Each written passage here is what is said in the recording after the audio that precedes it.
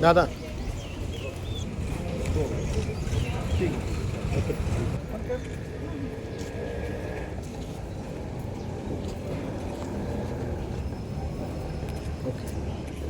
मतदान आज चालू झाले, काय अपेक्षित आहे? आपल्याकडे दोन्ही गट, आपण दोन्हीकडून उमेदवार आहे गणातून. खरं तर आज आम्ही सहकुटुंब आज मतदानाचा पावित्र्य हा अधिकार आज बजावलेला आहे. माळशिरस तालुक्यामध्ये आदरणीय विजयदादांच्या मार्गदर्शनाखाली आणि उत्तमराव जानकर साहेब यांच्या मार्गदर्शनाखाली आज ही निवडणूक पार पडते.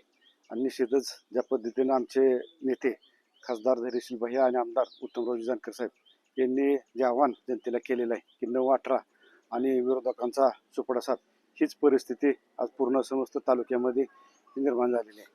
आता माझा विषय सांगितलं तर मी दोन्ही गटामध्ये या ठिकाणी उभा आहे. बोरसाळे पंचायत समिती गणातून आहे आणि माळशिरस जिल्हा परिषद गटातून त्या ठिकाणी उभा आहे.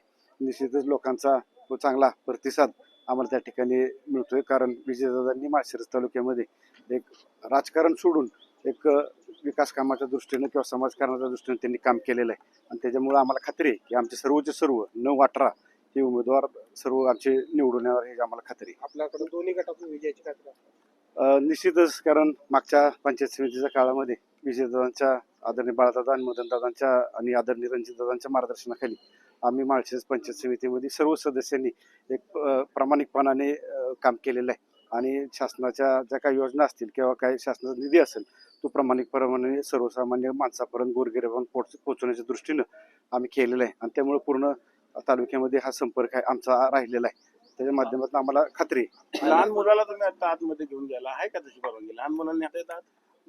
नेता येत नाही, पण त्याची पहिल्यापासून इच्छा होती की आपली आई उभा राहिलेली आहे निवडणुकीमध्ये आणि त्याला मतदान कसं करायचं ते बघायचं होतं.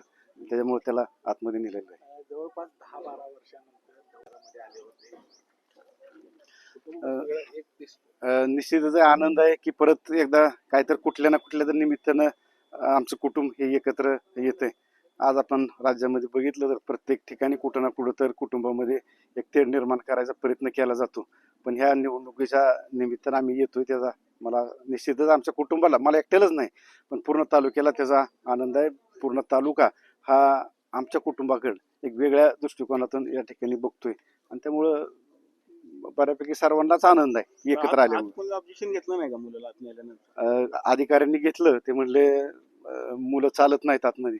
पण त्यांना मी विनंती केली की ते आईला मतदान करतील आणि त्याला बघायचं होतं कशा पद्धतीनं मतदान ठिकाणी केलं जातं. आणि मला काय वाटत नाही त्यामध्ये काय, आईला मतदान कसं करते ती बघायला आला होता. त्यामुळे काय अडचण मला काय वाटत. पालकमंत्री असतील, माजी आमदार असतील, त्यांचे दहेगाव इथे धक्कादायक निकाल लागू शकतो. नाही, मी जसं सांगितलं की विजयदादांच्या मार्गदर्शनाखाली आम्ही काम यापूर्वी केलेलं आहे, पुढे भविष्यातही करणार आहे. आणि दादांनी हा माळशिरस तालुका हा कुटुंब म्हणून दादांनी आजपर्यंत या ठिकाणी काम दादांनी बघितलेलं आहे, कुटुंबासारखं तालुक्याला सांभाळलेलं आहे. आणि आज आपण परिस्थिती बघितली, मी कोणावर टीका म्हणून नाही, पण आज या ठिकाणी एक ग्रामविकास मंत्र्याचे पालकमंत्री या ठिकाणी येऊन एक आरेतोरीची भाषा या ठिकाणी करतायत. आणि कुठेतरी तुमच्या तालुक्याला निधी कसा मिळतो आणि कसा मिळणार नाही हे प्रयत्न किंवा त्यांचं भाष्य हे केलं जातं. आणि माझ्या आमदारांचा विषय जर आपण घेतला तर ते ह्या तालुक्यानं हे सर्व हे बघितलेलं आहे की कशा पद्धतीनं दमदाटी केली जाते, कशा पद्धतीवरती लोकांवरती अन्याय केला जातो किंवा लोकांवरती खोटे गुन्हे दाखल केले जातात. ही परिस्थिती आज तालुक्यामध्ये निर्माण झालेली आहे. आणि त्याच्यामुळं आज सर्व तालुक्यातील सर्व जनता ही निश्चितपणाने त्या गोष्टीला ही कंटाळलेली आहे. आणि त्याच्यामुळं आम्हाला खात्री आहे की सगळ्या गोष्टी हे विजयदादांच्या मार्गदर्शनाखाली आणि आदरणीय उत्तमरावजी जानकर साहेब यांच्या नेतृत्वाखाली, भैयासाहेबांच्या नेतृत्वाखाली की आमचे सर्व 9च्या 9 जिल्हा परिषद सदस्य आणि 18च्या 18 पंचायत समितीचे निवडून येतील ही आम्हाला खात्री आहे.